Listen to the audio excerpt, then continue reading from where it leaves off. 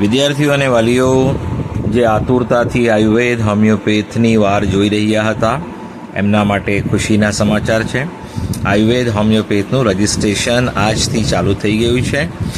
85% આપણા જે સ્ટેટના કોટા હોય છે ગવર્મેન્ટના અને સેલ્ફ ફાઇનાન્સના પણ 85, બરાબર. આપણી ત્યાં ગુજરાતમાં શું બંનેના 85 કોટા જ હોય છે, એટલે સેલ્ફ ફાઇનાન્સના બી 85 મળે છે અને ગવર્મેન્ટના બી 85 મળે છે. તો 85નું રજિસ્ટ્રેશન ચાલુ છે. જેવી રીતે એમબીબીએસ બીડીએસ માટે 11,000ની પિન હતી, તેવી જ રીતે આની 11,000ની પિન પરચેસ કરીને રજિસ્ટ્રેશન કરીને હેલ્થ સેન્ટર પર ડોક્યુમેન્ટ વેરિફિકેશન કરાવવાના રહેશે.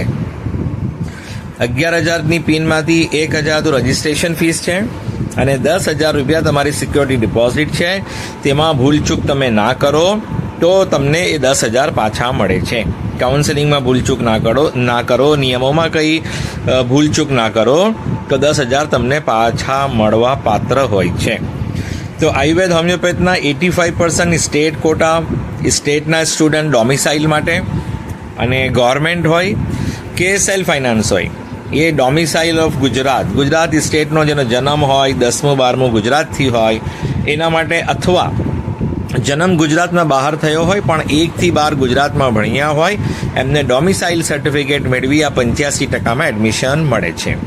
તે જ રીતે આપણા ગુજરાતમાં છે ને, આપણા ગુજરાત ક્લોઝ સ્ટેટ છે, બહારના વિદ્યાર્થીઓને એડમિશન આપતું નથી. એમબીબીએસ બીડીએસમાં તો જરાક પણ નહીં આપે, જરાક પણ મચક નથી આપતા. એક પણ સીટ નોન ડોમિસાઇલને મળતી નથી. ગુજરાતમાં જન્મ્યો હોય પણ 10મું કે 12મું બહાર કરી આવ્યો હોય ને તો પણ એને સીટ મળતી નથી. પણ આયુર્વેદ હોમિયોપેથમાં એક ઓપ્શન રાખ્યું છે એમણે, 15% સેલ્ફ ફાઇનાન્સ પ્રાઇવેટ કોલેજોના 15%. હા, એ 15% જે હોય છે પ્રાઇવેટ કોલેજોના, એમાં એમણે રાખ્યું છે કે નોન ડોમિસાઇલ સ્ટુડન્ટ પણ ભાગ લઈ શકે અને ગુજરાતનો સ્ટુડન્ટ પણ એમાં લેવા માંગે તો એ પણ લઈ શકે. એના માટે 11,000 રૂપિયાની પિન એને બીજી ખરીદવી પડશે. એની વેબસાઇટ જુદી છે. જો 85%ની વેબસાઇટ જુદી છે અને 15%ની વેબસાઇટ જુદી છે. બંનેની વેબસાઇટ જુદી છે.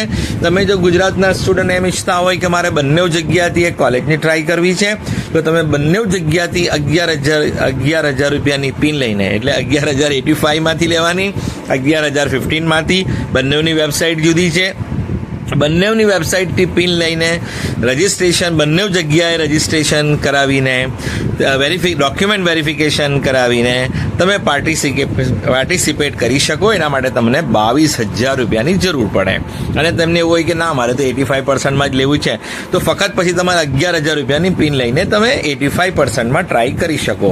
એકચ્યુઅલી 15% જે કોટો છે ને, 15% એ નોન ડોમિસાઇલ સ્ટુડન્ટ માટે છે, કે જે ગુજરાતના ના હોય ને, એ બિચારા બહારના આવ્યા હોય, અહીંયા રહેતા હોય ને હવે એમને એડમિશન લેવું હોય, એટલે ગુજરાતમાં જ રહેતા હોય અને પણ બહારથી આવ્યા હોય, અથવા એવું બન્યું હોય કે ભાઈ ગુજરાતમાં જન્મ થયો હોય પણ 10મું કે 12મું બહાર કરી લીધું છે, તો ગુજરાતી જ પણ હવે ડોમિસાઇલ સર્ટિફિકેટ એટલે એડમિશન કમિટીના રૂલ મુજબ એમને એડમિશન ના મળે. કે 10મું બહાર રાજસ્થાન કરી આવ્યા, કોટા ગયા હોય તો, કે બીજે કોઈ ઠેકાણે કરી આવ્યા, કે 10મું નહીં તો 12મું બહાર કરી આવ્યા, એવું કંઈ પ્રોબ્લેમ થયો હોય તો એ ગુજરાતીઓ માટે જે નોન ડોમિસાઇલ હોય, હા, જેમને ઇલિજિબલ ના હોય, એમના માટે પણ આ 15%નો અવસર હોય છે. એમબીબીએસ બીડીએસમાં અવસર હોતો નથી, પણ આયુર્વેદ હોમિયોપેથમાં સેલ્ફ ફાઇનાન્સ પ્રાઇવેટ કોલેજોના 15%માં અવસર હોય છે, કે જેનો જન્મ ગુજરાતના બહાર થયો હોય અને અડધું ભણતર અહીંયા થયું હોય, અડધું બહાર થયું હોય, અથવા 10મું 12મું બહાર કર્યું હોય ગુજરાતના બહાર, જે નોન ડોમિસાઇલ હોય એ લોકોને મળે. એટલે ગુજરાતમાં રહેતા હોય પણ કંઈ ને કંઈ ભૂલચૂક થઈ હોય એમના માટે સ્પેશિયલ છે.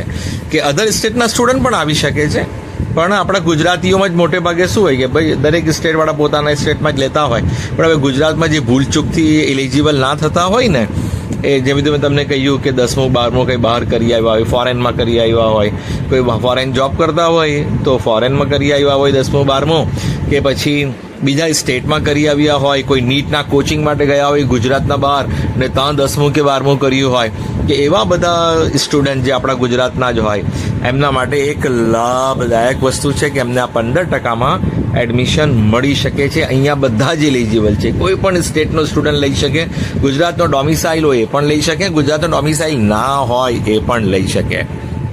સમજી ગયા? બંનેની વેબસાઇટ અલગ છે. બંનેની વેબસાઇટથી 11,000 રૂપિયાની પિન લઈને બંનેની વેબસાઇટથી જ તમારે રજીસ્ટ્રેશન ને બધું કરવાનું રહે. દરેકની બંનેની વેબસાઇટ જુદી જુદી છે, એટલે જુદું જુદું તમારે પિન પર છે બધું તમારે લખી રાખવું પડે કે આ પિન છે ને 85% વાળી છે, આ પિન જે છે એ 15% વાળી છે, આ યુઝર આઈડી આ 85 વાળો છે ને આ યુઝર આઈડી 15 વાળો છે, 15% વાળો, અને આ પાસવર્ડ 85% વાળાનું છે ને આ પાસવર્ડ 15% વાળાનું છે. એમ તમારે બંને જુદું જુદું કરવું પડશે. બંનેની મેરિટ લિસ્ટ જુદી જુદી આવશે જો 2 જગ્યાએ ટ્રાય કરવાના હોય. હવે નોન ડોમિસાઇલ હોય તો બિચારા 15%માં જ કરે ને, એ તો 85 માટે ઇલિજિબલ જ નથી. પણ જે ગુજરાતના હોય ને પૈસાની કોઈ તકલીફ ના હોય, 22,000 રૂપિયા એમ જ નાખી દેતા હોય, તો એ લોકો 2 જગ્યાએથી કોઈ પણ એમના હોમ ટાઉનની, પોતાના ગામની, પોતાના શહેરની કોલેજ લેવા માટે ટ્રાય કરી શકે છે. ડોક્યુમેન્ટમાં હવે શું જોઈએ? SSC certificate, 10th marksheet, 12 marksheet, નીટનો સ્કોર કાર્ડ, અને લિવિંગ સર્ટિફિકેટમાં તમારો બર્થ પ્લેસનો ઉલ્લેખ હોય, જન્મ સ્થળ અને જન્મ તારીખ, તો પછી બીજા કોઈ ડોક્યુમેન્ટની જરૂર ના પડે. પણ એ ના હોય તો પછી બર્થ સર્ટિફિકેટના બીજા લખ્યા છે એમાંથી કોઈ પણ એક જોઈએ, બરાબર? બટ જનરલી આપણા ગુજરાતની સ્કૂલોમાં લિવિંગ સર્ટિફિકેટમાં જન્મ સ્થળ એટલે પ્લેસ ઓફ બર્થ અને જન્મ તારીખ, ડેટ ઓફ બર્થ આવી જ જતી હોય છે. પણ જે ના હોય તો પછી એણે બીજા ડોક્યુમેન્ટ મૂકવા પડશે. જન્મ સર્ટિફિકેટ મૂકો કે પાસપોર્ટની કોપી મૂકો કે કોઈ પણ એવું કે જે પ્રૂફ કે ભાઈ હા તમારો જન્મ ગુજરાતમાં જ થયો છે અને તમારી જન્મ તારીખ આ છે કે 2009 પહેલાંનો જન્મ હોવો જોઈએ. બીજું છે કે જે SC કેટેગરી આવે, તમને SCનું સર્ટિફિકેટ જોઈએ. આપણા મામલતદાર ઓફિસથી ST કેટેગરીમાં આવતા હોય તો ST કેટેગરીનું સર્ટિફિકેટ જોઈએ મામલતદાર ઓફિસવાળું, અને EWSથી આવતા હોય તો અમને EWSનું સર્ટિફિકેટ જોઈએ મામલતદાર ઓફિસથી, અને 1/4/24 પછીનું હોવું જોઈએ, પહેલાંનું ચલાવતા નથી. અને જે લોકો OBCથી આવતા હોય તો OBC માટે પણ પેલું મેઇન જે સર્ટિફિકેટ હોય છે certificate plus non creamy layer certificate 1/4/24 પછીનું જોઈશે. PWDનું પછી જુદું છે, જે આપણે ગવર્મેન્ટ ઓથોરિટી એમના ડિસેબિલિટી સર્ટિફિકેટ આપ્યું હોય એ જોઈશે.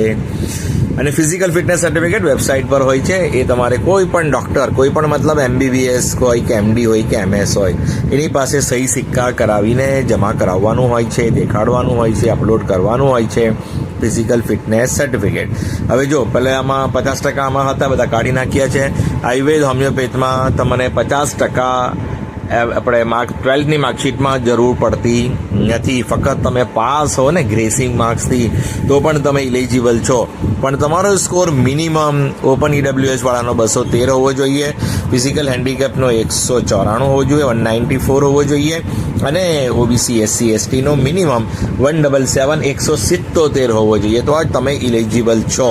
જે લોકોનો સ્કોર આનાથી પણ ઓછો છે એમને વેઇટ કરવું પડે કે છેલ્લા રાઉન્ડમાં કદાચ 2-5 માર્ક્સ ઓછા થાય તો એમને ચાન્સ મળી જાય. સમજી ગયા? આ ચેનલ સાથે જોડાયેલા રહેજો, જેથી જે પણ કંઈ માહિતી આવે તમને સમયસર મળતી રહે. આ વિડીયોને લાઈક કરવાનું ભૂલતા નહીં, શેર કરવાનું ભૂલતા નહીં, નોટિફિકેશન ઓન રાખજો જેથી સમયસર બધા વિડીયો મળતા રહે. Thank you so much for listening, liking, subscribing and sharing.